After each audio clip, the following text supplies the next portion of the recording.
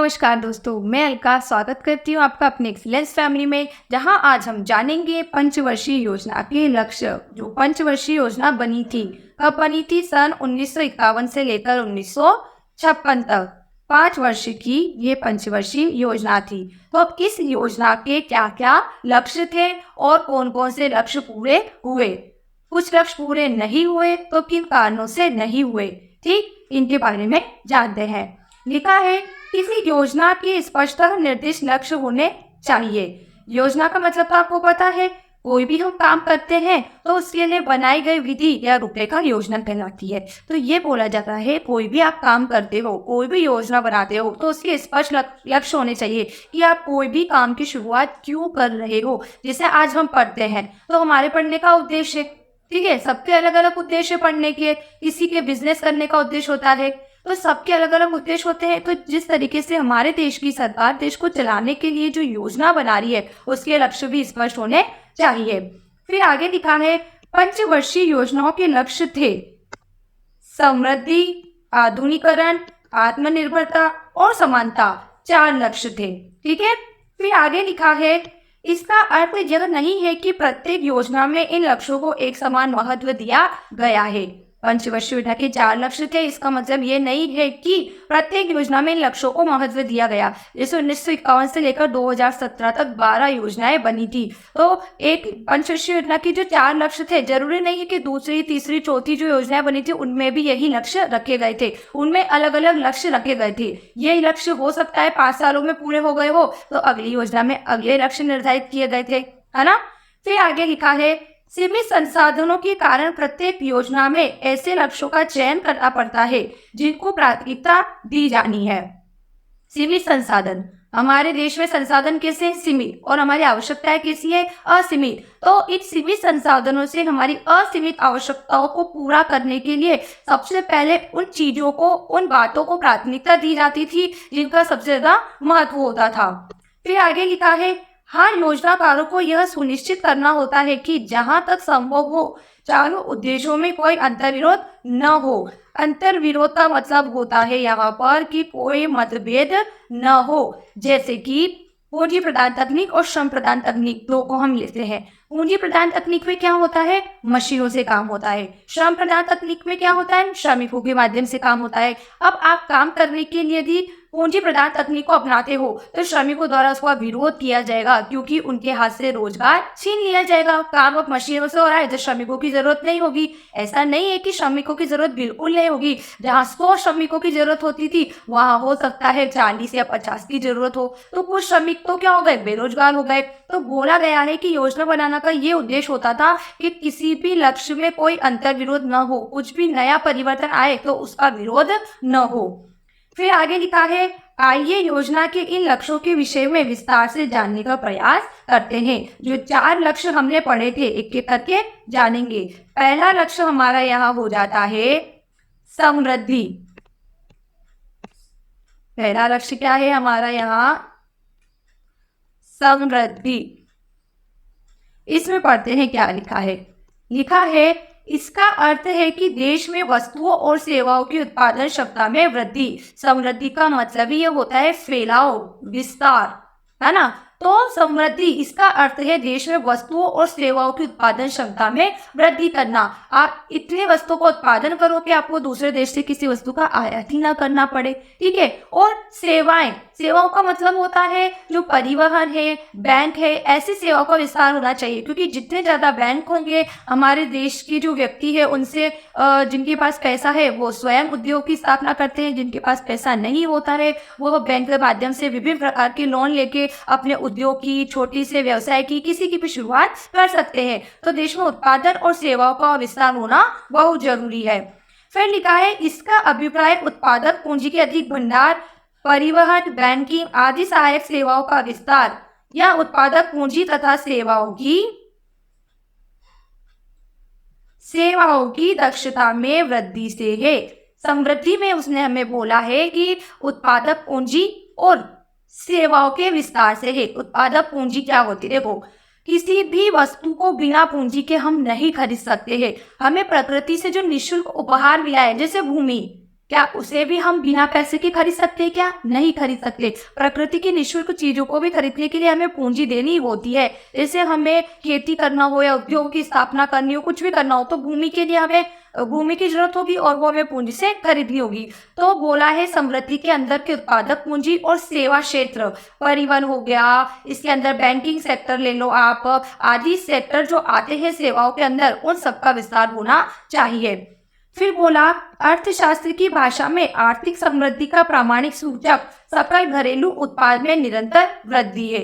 अब उत्पादन पूंजी और सेवाओं में वृद्धि होगी तो इसका रिजल्ट हमें किस रूप में देखने को मिलेगा? जीडीपी, सकल घरेलू उत्पाद, ग्रोस डोमेस्टिक प्रोडक्ट। ये अगर देश में वृद्धि हुई है, अगर देश की जीडीपी बढ़ी है, ग्रोस डोमेस्टिक प्रोडक्ट, देश की जीडीपी बढ़ी है, तो हम समझेंगे वस्तु सेवा का उत्पादन भी बढ़ा है। लिखा है जीडीपी का अर्थ इसमें आगे कि जीडीपी एक वर्ष की अवधि में देश में हुए सभी अंतिम वस्तुओं और सेवाओं के उत्पादन का बाजार मूल्य है। पूछ लिया जाए जीडीपी या सकल घरेलू उत्पाद क्या होता है, तो एक देश है ना, एक देश एक निश्चित समय अवधि में, एक वर्ष की अवधि होती है, एक निश्चित समय अवधि में अपने देश के अंदर वस्तुओं और सेवाओं के उत्पादन से जो वस्तु और सेवा का उत्पादन करता है उसका बाजार में जो उसे मौद्रिक मूल्य प्राप्त होता है। मौद्रिक मूल्य मतलब जिसे मुद्रा में आप माप सकते हैं। तो देश को वस्तुओं और सेवाओं को उत्पादन करने से जो मौद्रिक मूल्य प्राप्त होता है उसे सकल घरेलू उत्पाद कहते हैं। और यहाँ पे भी इसलिए लिखा कि देश एक निश्चित समय अवधि मतलब एक वर्ष की अवधि में सभी अंतिम वस्तुओं और सेवाओं के उत्पादन का बाजार मूल्य जीडीपी कहलाता है। कि कोई भी देश, जैसे कोई भी देश एक निश्चित समय अवधि के अंदर वस्तुओं सेवाओं के उत्पादन से जो मौद्रिक मूल्य प्राप्त करता है या उसकी वस्तुओं सेवाओं का बाजार में जो मूल्य होता है वही जीडीपी कहलाता है। फिर आगे लिखा है आपने यह अवधारणा कक्षा 10 में भी पढ़ी है। यदि जीडीपी को एक केक मान लिया जाए तो समृद्धि का अर्थ इसके आकार में वृद्धि करना होगा। समृद्धि मतलब विस्तार, फैलाव, हमने पहले ही पढ़ा था। यदि केक बड़ा होगा तो अधिक लोग उपभोग कर पाएंगे। यदि भारतीय जनता को अधिक समृद्ध और विविधतापूर्ण जीवन यापन करना है तो वस्तुओं और सेवाओं का अधिक उत्पादन करना आवश्यक है। कुल मिला के बोला है जीडीपी का मतलब कि यदि जीडीपी जितनी ज्यादा होगी वह देश उतना ही सक्षम होगा, वहां उतनी ही ज्यादा लोगों को सुविधाएं मिलेगी, उसे दूसरे देशों पर निर्भर नहीं होना पड़ेगा। तो भारतीय जनता को अधिक समृद्ध और विविधतापूर्ण मतलब विभिन्न प्रकार की वस्तुओं का उपयोग करने वाला, तो विभिन्न प्रकार की वस्तुओं का उपयोग करना चाहता है तो क्या करना पड़ेगा? वस्तुओं और सेवाओं का अधिक उत्पादन करना उसे आवश्यक है।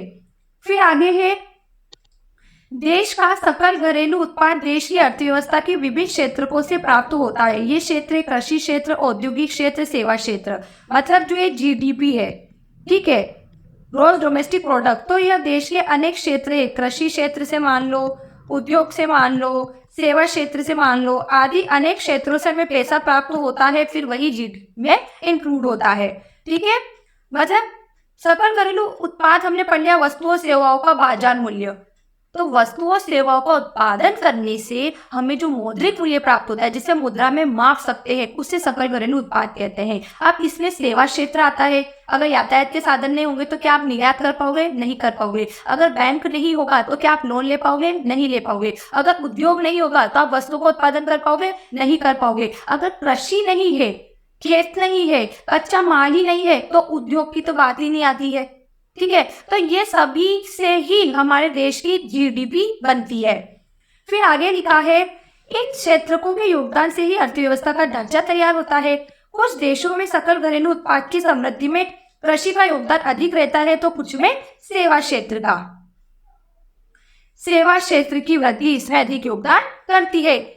कोई देश कृषि क्षेत्र में आगे है तो कोई सेवा क्षेत्र में आगे है। ठीक, फिर आगे दूसरा उद्देश्य हम इसका पढ़ेंगे यहाँ पर आधुनिकीकरण। इसमें लिखा है आधुनिकीकरण मतलब होता है नई नई तकनीक के माध्यम से काम करना। वस्तुओं और सेवाओं का उत्पादन बढ़ाने के लिए उत्पादकों को नई प्रौद्योगिकी अपनानी पड़ी। उदाहरण के लिए किसान पुराने बीजों के स्थान पर नई किस्म के बीजों का प्रयोग कर खेतों की पैदावार बढ़ा सकता है। पुराने बीज जो 1 वर्ष या उससे अधिक अवधि के होते हैं, ठीक है। तो उसने बोला उदाहरण के लिए किसान लोग पुराने बीजों की जगह नई किस्म के बीजों का प्रयोग कर खेती की पैदावार को बढ़ा सकता है, क्योंकि आजकल तरह तरह के बीज आ रहे हैं जो कि 10 से 15 या 20 दिन में उपज मतलब धीरे धीरे वो अंकुरित होने लगते हैं या उनकी फसल तैयार होने लगती है। फिर आगे है, उसी प्रकार एक फैक्ट्री नई मशीनों का प्रयोग कर उत्पादन बढ़ा सकती है। नई प्रौद्योगिकी को अपनाना ही आधुनिकीकरण है। जैसे उसने 2 एग्जाम्पल दिया, में पहला दिया उसने कि खेती में किसान पुराने बीज की जगह नए बीज से खेती करेगा तो जल्दी पैदावार हो सकती है। दूसरा उसने हमें बोला है कि कारखानों में, उद्योगों में श्रमिकों की जगह आप मशीनों का उपयोग करो या पुरानी मशीन की जगह नई मशीन का प्रयोग करो, जिससे कम से कम समय में अधिक से अधिक उत्पादन होगा।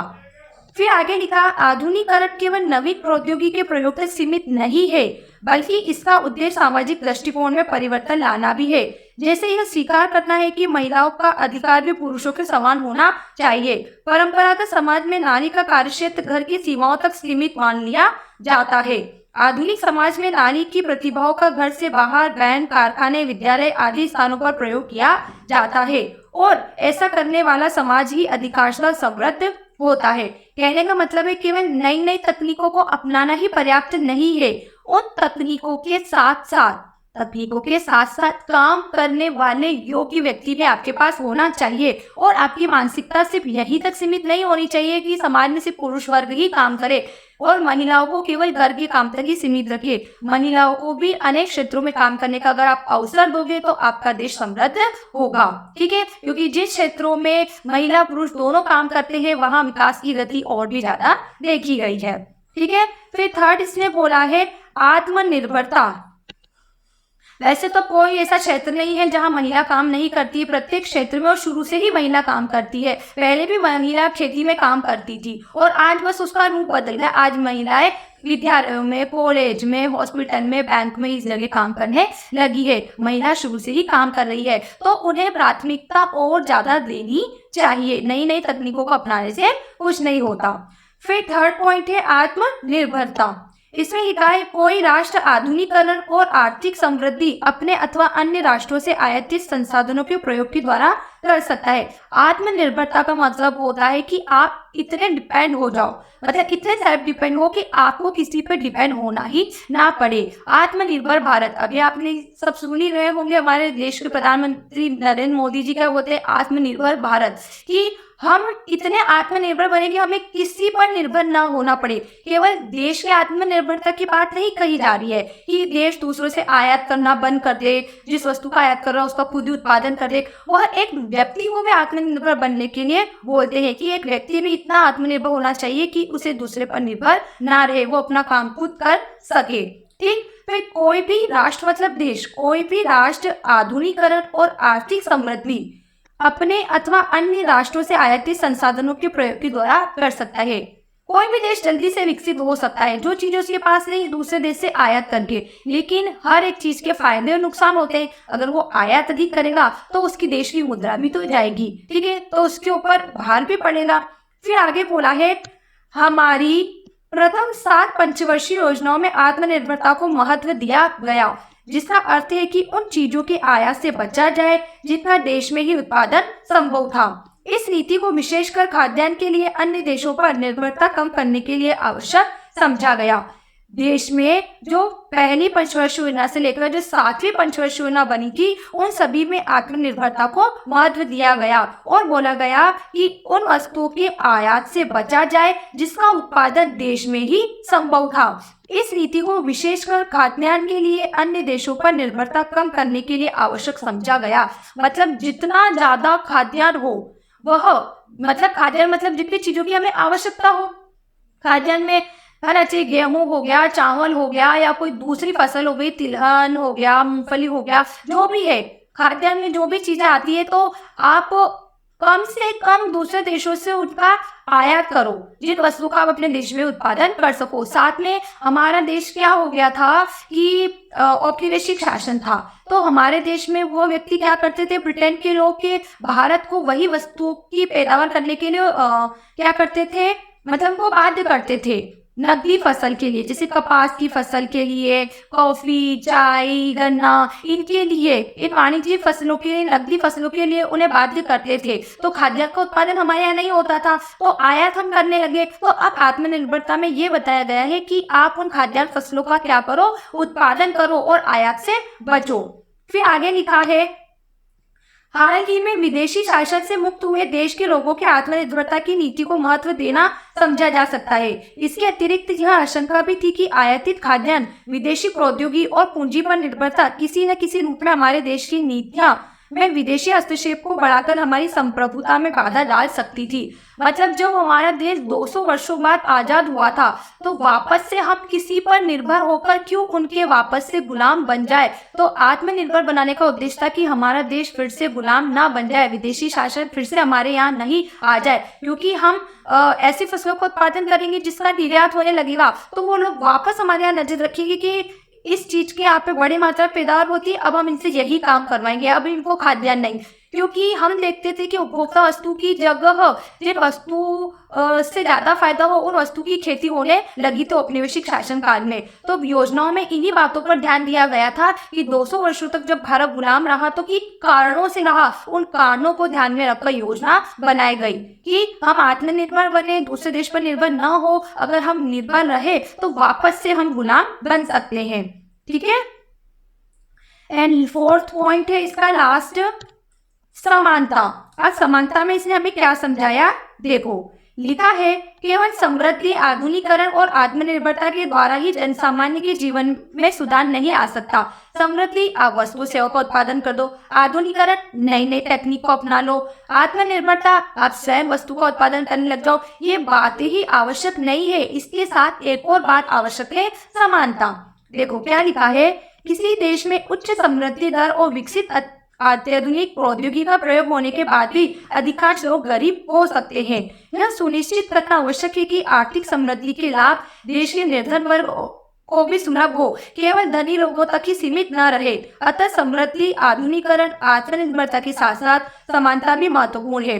अब नई तकनीक को आपने उद्योग में अपनाया, नई तकनीक को आपने उद्योगों में अपनाया। अब उससे क्या हुआ, वस्तु गुणवत्ता युक्त भी बनी, अच्छी भी बनी। लेकिन जब हमने नई तकनीक को बनाया तो हम क्या करते हैं, किसी भी वस्तु की कीमत उसके उत्पादन में, उत्पादन प्रक्रिया में जो भी कॉस्ट आती है उन सबको देखकर निश्चित करते हैं। तो वस्तु बहुत महंगी बनी। अब क्या हुआ कि वस्तु की कीमत, जैसे यहाँ पर हम किसी वस्तु की कीमत 100 रुपये मान लेते हैं, तो 100 रुपये अमीर व्यक्ति के लिए तो बहुत आसान बात हो जाएगी। लेकिन ऐसा वर्ग ऐसा निर्धन वर्ग जिसकी इनकम कम है, तो उसके लिए 100 रुपए की वस्तु भी 1000 रुपए के बराबर है। तो कुल मिला के आप जो ये नई नई तकनीकों को अपना के काम कर रहे हो, तो इसमें वस्तु की कीमत वह रखो जिससे समानता हो, समाज का अमीर और गरीब दोनों वर्ग उस वस्तु को खरीद सके। ठीक है। फिर लिखा है, प्रत्येक भारतीय को भोजन, अच्छा आवास, शिक्षा, स्वास्थ्य सेवाएं जैसे मूलभूत आवश्यकताओं को पूरा कर पाने में समर्थ होना चाहिए और धन संपत्ति के वितरण की असमानताएं भी कम होना चाहिए। आइए अब यह जानने का प्रयास करें कि 1950 से 1990 तक की अवधि में लागू की गई प्रथम 7 पंचवर्षीय योजना ने किस प्रकार इन चारों लक्ष्यों की प्राप्ति के प्रयास किए तथा कृषि, उद्योग और व्यापार के संदर्भ में ये प्रयास कहाँ तक सफल रहा। वर्ष 1991 के बाद अपनाई गई नीतियां और विकासात्मक मुद्दों के बारे में आप अगले अध्याय में पढ़ेंगे। मतलब ये पूरी बुक ही क्या है, हमारी भारतीय अर्थव्यवस्था। तो इसके हर एक चैप्टर में अपन हर कुछ पॉइंट नया जानेंगे। फर्स्ट चैप्टर में हमने औपनिवेशिक शासन जाना, जिसमें हमने जाना था कि कृषि क्षेत्र कैसा था, विदेशी व्यापार कैसा था, औद्योगिक क्षेत्र कैसा था। फिर दूसरे चैप्टर में हम योजनाओं के बारे में पढ़ रहे हैं कि हमारे देश में योजनाएं बनाई गई, कौन सी योजनाएं बनाई गई, क्या लक्ष्य रखे गए, तो उन योजनाओं के लक्ष्य कहाँ तक पूरे हुए हैं वो हमें इस चैप्टर में पढ़ना है। तो आज की वीडियो में तो हमने पंचवर्षीय योजना के बारे में, उसके लक्ष्य के बारे में जाना। अब अगली वीडियो में नेक्स्ट टॉपिक हमारा होगा कृषि क्षेत्र को लेकर। अब आज जो आपको डाउट है वो आप जल्दी से पूछिए। Thanks for watching this video, bye bye.